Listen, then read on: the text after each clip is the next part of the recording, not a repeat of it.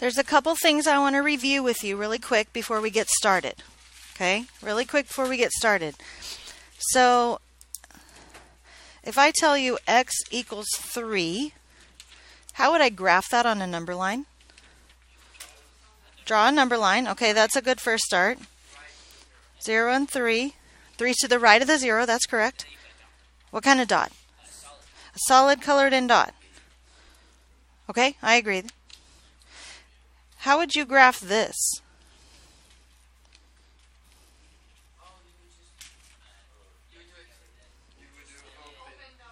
Open dot? Well, let me give you a hint. Some of you are saying to the left and some of you are saying to the right. One of those is correct. It's greater than. Good. So if you ever question it, right? If you ever start to think, oh, I don't remember, choose a number, like 4. Is 4 greater than 3? Then I should be shading over here. Choose a number. 2. Is 2 greater than 3? 2 is greater than 3? No. So I shouldn't be shading over here. I should be shading right here, right? You okay with that? So what about this one? X is less than 3. So 3, whoa. How about 0 and 3? Sorry about that. What do you mean to the left? Are we doing the cha-cha slide or? Yeah. An open circle on 3 to the left? Okay. Is that good? X is greater than or equal to 3. Okay. Closed circle going to the right. Okay. Guess which one's next? So smart.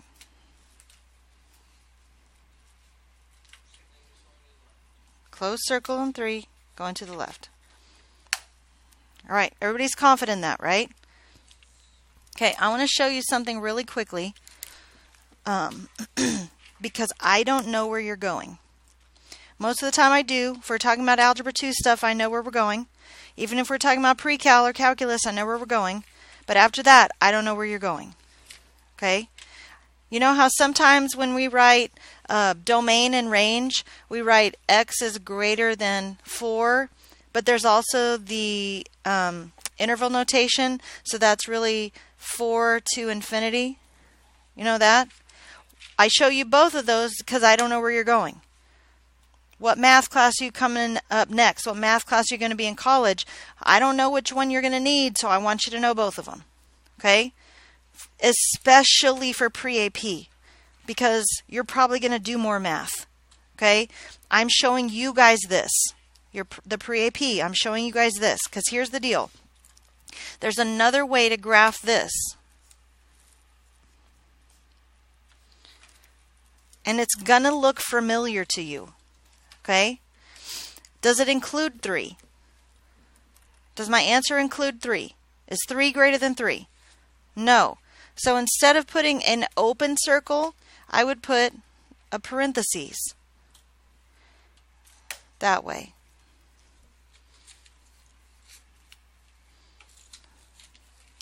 Does that make sense?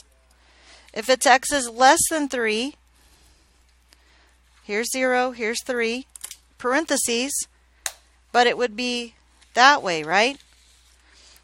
Less than 3. What about x is greater than or equal to 3? What do you think that might look like that? Absolutely.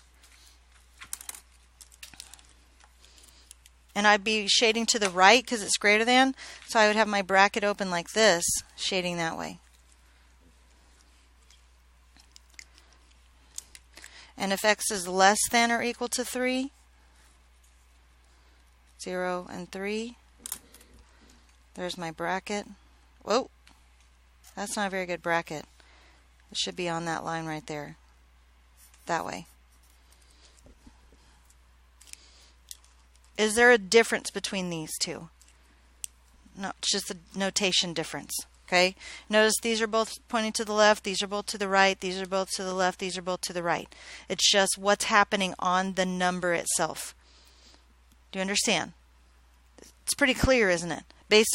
Especially based on how we wrote domain and range earlier this year already, right? And how we will continue to write domain and range. But I needed you as pre-AP students to see that. Okay? Most of the time you're going to see it written like this. In your book, it's like this. Okay? In pre-calculus, it'll be like this. But maybe calculus will be like this. Maybe it'll be like this. But I don't know where you're going to go to college. I don't know which one your college algebra, or if you're even going to take college algebra, or you're just going to go straight to calculus in college. I don't know which one you're going to want, and so I want you to have seen both of them. You okay with that? Okay. Easy or hard? Easy? Okay. We'll start easy. Absolute value of x equals 3. This is super easy, isn't it? First of all, because it's what we've been doing for the last couple of days, right? So, according to what we did for our warm-up, we know our steps. We know we have to isolate the absolute value first. Okay, done. We know we have to write it as two parts, a positive and a negative. Negative x equals 3. Now, you guys were a little fussy the other day about this because you just wanted to make it x equals 3 and x equals negative 3 because that's what it ends up to be, right? You wanted to change this sign instead of what was inside. And I said to you, please trust me because one day it will make a difference. Well, that's today. Okay? Today is when it'll make a difference. I forgot to graph it, so I'm going to graph it real quick because that's important. Okay? Excuse me. Grab some water real quick.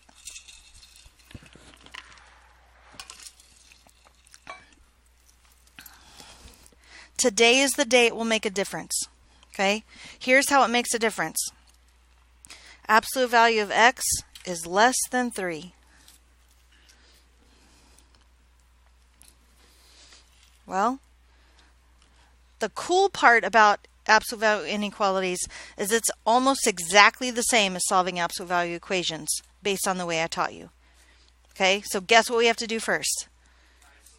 Isolate the absolute value. Okay, done. Now what? Two parts. So the positive part and the negative part. Okay, well that's done, right? Third step is solving, so that's what I'm trying to do right now. What do I do here? Divide by -1. X.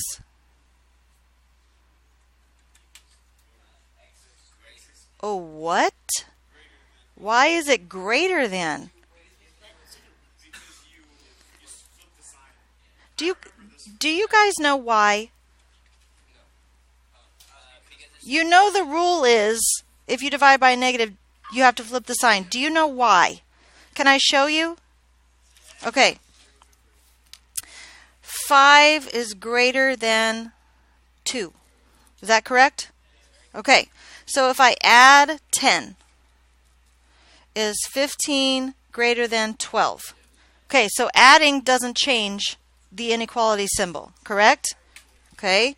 Subtract. Let's subtract 7 from both sides. So I get 8 is greater than 5. Is that true? So neither adding or subtracting, neither one of those makes a difference, right? What about multiplying? Multiply by 4. Let's multiply both sides by 4. 32 is greater than 20. That's true. What about dividing? Does that make a difference? Okay, dividing by 2. 16 is greater than 10. That's still true. None of that makes a difference, right? What if we divided by -2? -8 is greater than -5. That is wrong. In order to keep this inequality true, based on what we know, this sign right here has to flip. Okay? Now, there's been some students who've struggled with this in the last couple of years. I just need to make this clear. When we divide by a -2, we flip the sign. We don't flip off the sign. Okay? I don't want any of that in this classroom. Just keep your fingers to yourself. Okay? We just flip the sign, not flip off the sign. You okay with that?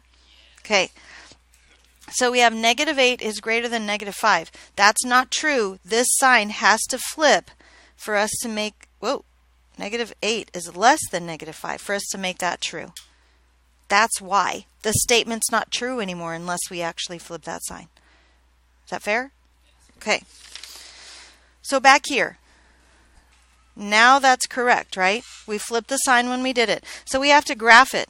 The graph is really more important here than it was here. I told you that when we started here, didn't I? I said I want you to do the graph now. It's kind of just a pretty similar representation of that. We're going to need it later. Well, today is later. Okay? Negative 3, 0, and 3. How do I graph this? Open circle on 3 to the left. But I'm not going to go to the left. I'm going to tell myself which way I would go. Not yet. Okay? How do I graph this one? Open circle going to the right. Now is it obvious where I should shade? In between them, right? Boom, boom, boom, boom, boom. So what does that mean? Any number between negative 3 and 3, not including those two, but any number between negative 3 and 3 is a solution to that inequality, right? So there's one more thing that we need to do to make our answer absolutely correct. Our answer is x is less than 3, blank, x is greater than negative 3. What word goes into the blank? X is less than 3, x is greater than negative 3 is and. Because those two numbers are pointing right at each other. It's a number between both of them. It's one and the other. Okay? Here's where you have to be careful. If you go to try to check this, right? What about 4? Should 4 work? Where do I check it? I could think about what this is saying, right? But what if I went to the top? Is 4 less than 3? Well, I mean absolute value of 4. Is 4 less than 3? No, that's pretty obvious, right? Don't try to go here to check the 4 is less than 3. That's not true. Is 4 greater than negative 3? Yes, it is. But that's why this word right here is so important. Our answer has to be this and this. 4 is not both of them. It's only one of them, so it cannot be a solution. Does that make sense? Okay. Any questions about that? Okay. Can we go a little bit more difficult? And, oh. Yes. Okay.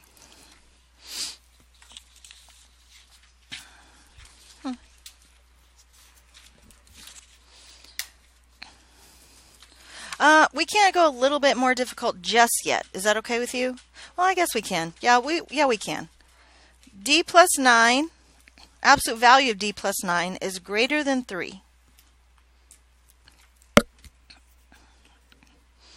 So first, what should we do?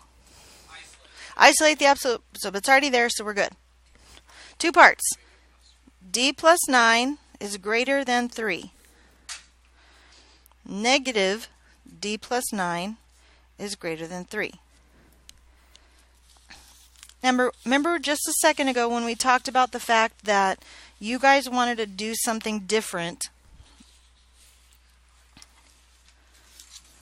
Where's that paper? Oh, it's underneath. You guys wanted to make this term switch signs, right? And I said, guys, I promise it'll make a difference later. And then today is later, right? Okay? If we made this one different, there's a whole bunch of things we'd have to memorize. A whole bunch of rules we'd have to memorize. We don't have to memorize those rules because, first of all, we're taking this to be positive and this to be negative. And when we do, I know I'm getting ahead of myself, but when we do this, what are we already remembering? Flip? We don't have to memorize rules now. Okay? Because the rules that they want us to memorize are taken care of by the fact that we take take the inside and make it positive and the inside and make it negative. And when we divide by the negative, it flips the sign for us. We don't have to memorize when to change a sign and when to not. We already know. Okay? Does that make sense? So go ahead and finish solving this side since we already started to begin with. Subtracting 9 from both sides, D is less than negative 12. Very good. Subtracting 9 from both sides on this side gives us D is greater than negative 6. Now, here's what I know about some of you. Some of you are not visual learners like me. I like to solve it, graph it, and then add my word. Okay? Because I need to see my graph to see, are they shaded together or are they shaded apart? Because I'm visual. Okay? I could, if I took a little bit of extra time, figure out the word and then graph it. But if I'm trying to save time, I'm going to go ahead and just graph it and then figure out the word. Okay? Some of you can already see which word it should be. And if you can, you go ahead and write the word. Okay? I need to graph it. Negative 12, negative 6, 0. Now, something came up in the afternoon yesterday after I had already had you guys that we didn't talk about. That is a perfect opportunity to talk about it right now. Okay? Yesterday we were doing equations, and so this said D equals negative 6 and D equals negative 12. And so some of the students said, well, that's no solution. And I said, why would that be no solution? And they said, well, because they're both negative. We can't have that. One has to be positive and one has to be negative. Is there a point in solving these equations where one has to be positive and one has to be negative? Yeah, in the beginning, right? When we separated it out into the two parts. Does that have anything to do with the answers? No. Okay? So can you understand where their confusion came from? Yes, but we fixed it. Okay? Another group of kids said, this is no solution. And I said, okay, why? And they said, because both of the answers are negative. And if we get an answer that's negative, then it can't be that can't be right. That's if the absolute value is isolated and it equals a negative. So do you see where their confusion came from there? Okay, but do you see how we fixed it? All right. So those are the two things, like I said, that came up yesterday after we had already talked. I wanted to make sure you guys were okay with that. Okay? So how do I graph this?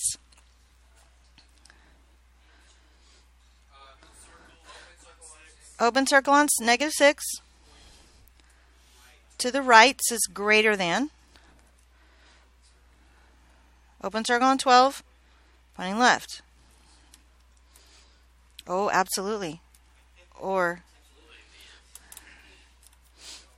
Okay? Or is the word. Because guys, think about it this way. Is there a number that is greater than negative 6 and less than negative 12? No, there's not one. So what would happen if I checked here? Like if I chose 0. 0 plus 9 is 9. Absolute value of 9? 9 is greater than 3. Well, that's true, but for only one of them, right? Because if I went here, that's true, but if I went here, that's not true, is it? Okay, so checking is a little bit more sketchy here. We still want to try to do something in our heads to help us make sure we understand the answer is correct or not. Got it? Or that we're shading the right way. Okay? All right, let's do this one.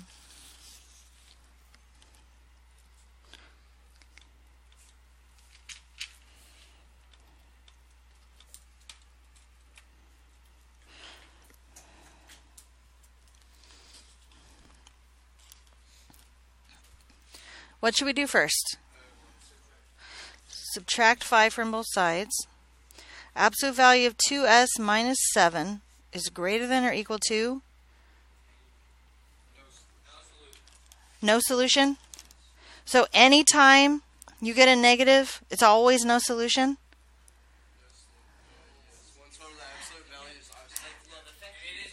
When it's isolated, right? It's isolated, I agree with that. But when we have inequalities, it's a trap. It is. It's a trap. Because here's what I want you to think of. This absolute value has to be what?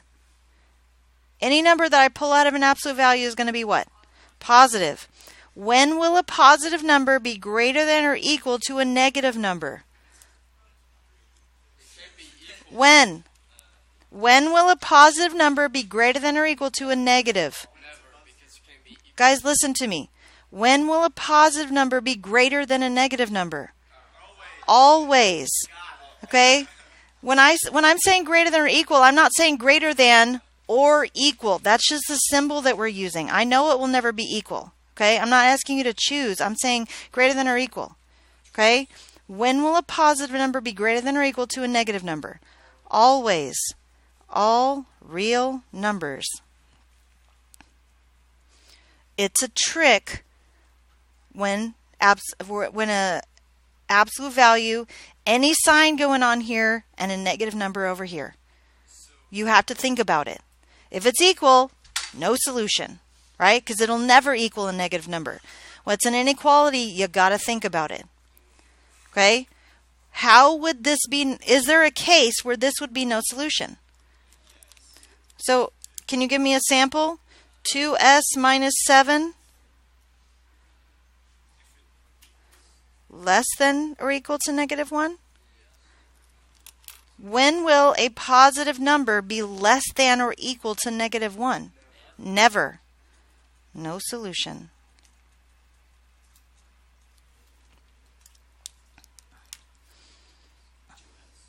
Anytime you isolate your absolute value sign and you look across the equal sign or the inequality sign and there's a negative number, your spidey sense should perk up. Or your midi-chlorians should tell you something's going on. Okay? Anytime that happens, something weird's happening. Because here's what's funny, is that we can actually go through and write this. Like if we were solving this, if we didn't think about it, we'd write it, we'd solve it, we'd get a graph. We'd get numbers, we'd plug it back in and it would work. And so we think we're good. Except it's not good. Because we didn't think about it. A positive number will always be greater than or equal to a negative number. Okay? Everybody understand that? Yes? Okay. Do I need to do any more examples or are you guys good? How are you feeling about this? So do you see why I spent one extra day on equations now? Okay, because you were really solid in the solving equations. Now we just have to, we're adding the inequality part, which means we're adding the word. We have to figure out what the word is, and we're adding the shading to our graph. Okay? Any questions?